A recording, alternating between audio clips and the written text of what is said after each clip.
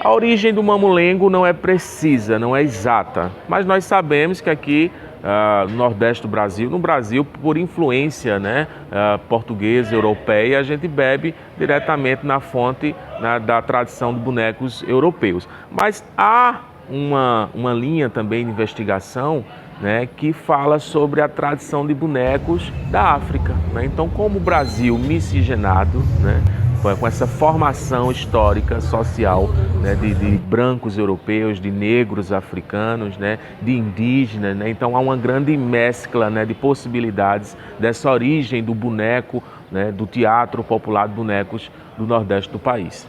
Glória do Goitá fica na zona da Mata Norte do estado de Pernambuco. Toda a zona da mata pernambucana, ela tem uma efervescência, sabe, de cultura popular, de expressões da cultura popular muito forte, né? Então, o cavalo marinho, o maracatu, o rural, o mamulengo, o coco, a ciranda é muito comum em toda essa região, né? Então, não só Glória do Goitá, mas Carpina, outras cidades aqui da região, a gente encontra essa vida do mamulengo, né? Glória ficou muito conhecida a nível nacional porque teve grandes mestres, porque tem grandes mestres brincantes, né? Já falecidos, o mestre Zé Lopes, o mestre Zé Divina, né? Hoje, nessa nova geração, o mestre Bel, o mestre Bila, mestre Titinha. Então, são mestres populares muito famosos, muito conhecidos, e aí Glória se destaca, né? E a partir de 2013 se torna oficialmente, através de lei estadual, a capital estadual do mamulengo. Bom, a gente está aqui, né, onde vocês estão assistindo, a gente está dentro do Museu do Mamulengo, que foi esse prédio público, ele foi fundado em 1915, era o antigo mercado de farinha aqui de Glória do Goitá. E atuou nesse segmento durante muito tempo, no entanto ficou um tempo aí abandonado e tal, e a partir do ano 2000 houve um grande projeto de revitalização dessa expressão aqui nessa região, né? Então, pessoas importantes lá no início, como o mestre Zé Lopes, como Fernando Augusto, encabeçaram projetos para que isso se tornasse um centro de revitalização. Os artesãos, os brincantes se aproximassem, né? Se reaproximassem, né? E aí, oficialmente, a partir do ano 2003, né, em 7 de maio de 2003, a gente funda a Associação Cultural dos Mamulengueiros e Artesãos de Glória do Goitá. Essa associação é privada, sem fins lucrativos, ela administra o Museu do Mamulengo de Glória do Goitá, né? Então são 19 anos de atuação aqui em Glória, na Zona da Mata, em Pernambuco, e a gente tem como missão aqui no museu salvaguardar, né, esta brincadeira, comunicando à população a sua tradição, as suas entranhas, né?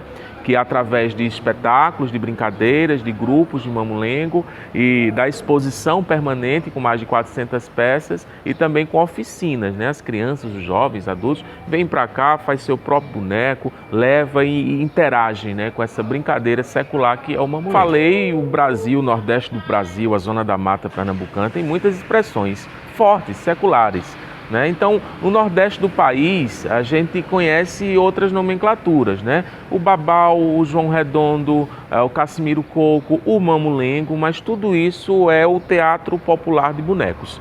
E aí, enfim, diante das discussões nacionais em torno do assunto, o IFAM, né, no ano de 2015, registrou, né, o mamulengo, na verdade o Teatro Popular de Bonecos, né, registrou como um patrimônio cultural, né, do Nordeste do país, visto a sua influência, né, secular em todo esse território. A gente está aqui em Pernambuco, fala do mamulengo, mas é importante frisar que o Teatro Popular de Boneco é muito famoso, muito querido em todo o Nordeste do país. Olha, esse nome mestre, né, é um título que é dado pelo povo, pela população, quando começa a reverenciar, a respeitar aquela figura, né?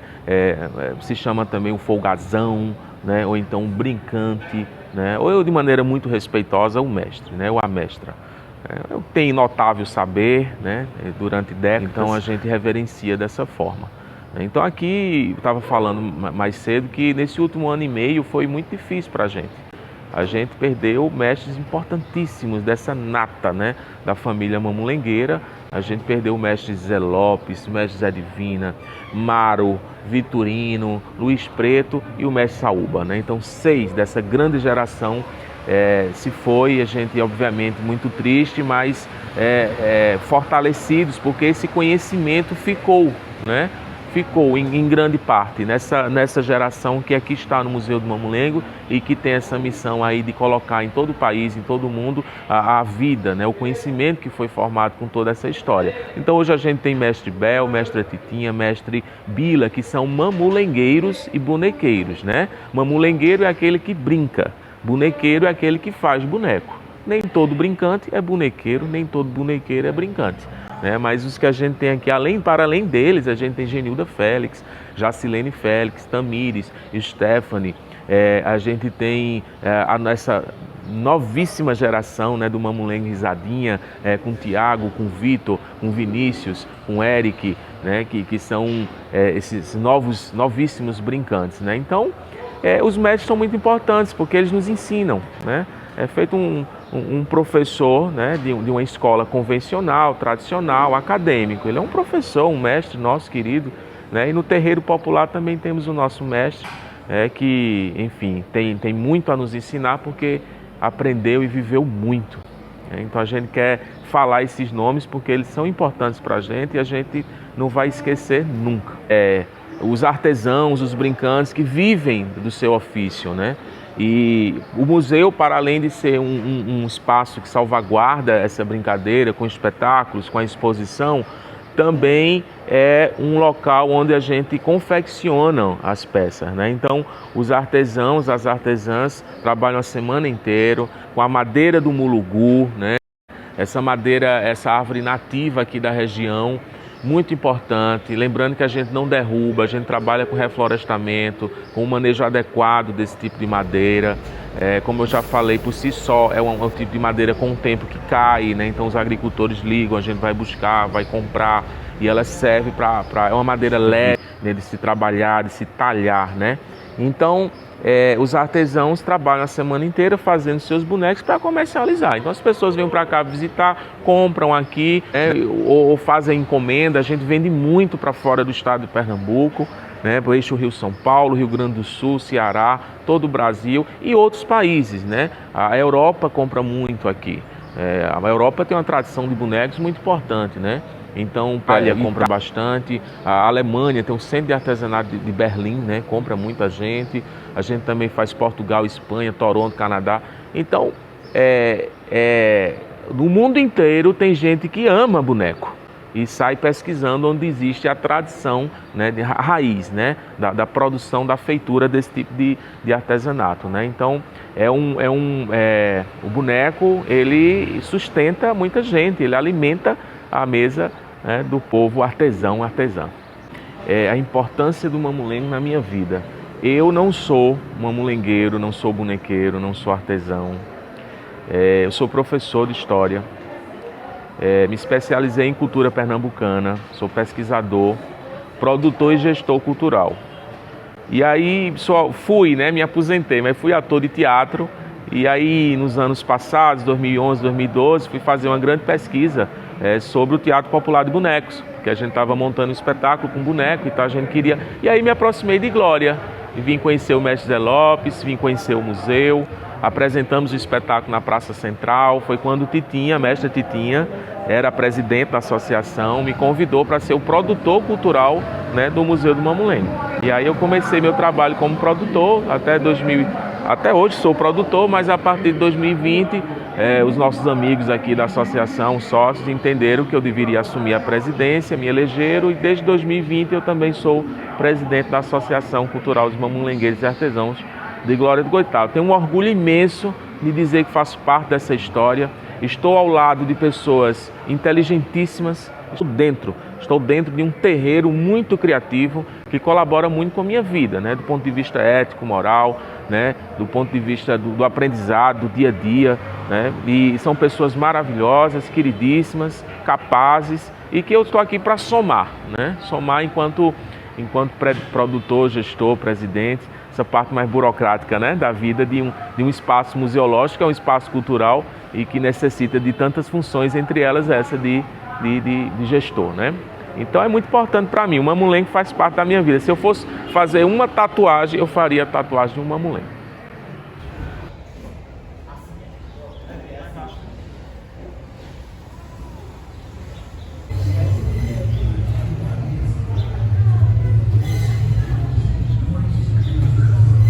Mas o mamulengo representa para mim muita coisa. Foi desde meus 9 anos de idade. Hoje eu tenho 39 anos, vou completar em outubro agora, né? De ir atrás do mamulengo, né? Num sítio, na zona rural, que o mamulengo é uma brincadeira para adulto, né? A gente brincava, começava a apresentação do mamulengo de 7 da noite, só parava de 3 horas, 4 horas da manhã no terreiro. Dava uma paradinha para os mestres comer, entendeu? Tomar sua cachaça. Então não tinha esse meio de a gente dizer assim que o mamulengo era contratado hoje por uma prefeitura, era contratado pelo governo. Isso já não existia. Era uma barraquinha de cachaça que os outros iam vender o seu aguardente, quando chamava o mamulengo, dava a janta. E o boneco, o próprio personagem do mamulengo, é que ele ia pegar o cachê dele com os pessoal que estava lá. Porque o mamulengo só acabava que não tinha um bebo para dar dinheiro ao boneco, que era o meio do boneco pegar. Mas depois as brincadeiras do mamulengo foi perdendo os espaços para banda, né? E perdendo os espaços para seresta, que hoje agora os pessoal contrata as serestas no lugar de contratar o mamulengo, né? Então é o meu ganha-pão, é o que eu aprendi, né? Depois a gente foi fundar a Associação de Mamulengueiros, que dá outro apoio, dá outra visão ao teatro de boneco. Depois, em 2015, foi registrado como patrimônio, né? A gente está esperando a salvaguarda, que foi tombado como patrimônio o boneco e a brincadeira, mas não os mestres, né? Os mestres tá fora, então a gente precisa da salvaguarda para salvar o brinquedo, para os mestres dar continuidade, ensinar as crianças. O museu foi uma peça que carregou os mamulengueiros, não deixou o mamulengueiro só. E está tendo esse trabalho, que nem a gente tem um trabalho. Hoje aqui na associação tem 5 grupos de mamulengo, entendeu? E aqui tem mestra mamulengueira, que na época o mamulengo não tinha espaço para mulher. Era o espaço só dos homens. Os mestres não levavam nem a mulher dele para a brincadeira do mamulengo. Por quê? O modo de ninguém dar em cima, era muito raparigueiro, o mamulengueiro era muito raparigueiro, deixava lá e ia atrás das mulheres. Então hoje em dia o mamulengo foi lapidado. Hoje tem o Frodo Mulugu, quem é representante é a mestre Titinha, que é minha irmã, né? Em frente a um mamulengo de mulher. Existe também o Risadinha, que é Tiago, que ele é o mestre do mamulengo da nova geração agora, dos mamulengueiros, tá brincando. E a gente tem mais que agradecer a associação, que não fosse a associação a gente tava, que a maioria dos mestres morreu nessa pandemia. Mesé Lopes, mas o Mesé Lopes foi por causa dele mesmo, ele se matou. Zé Divino foi por causa de saúde, mas não só aqui de Pernambuco, mas outros mestres mamulengueiros morreram.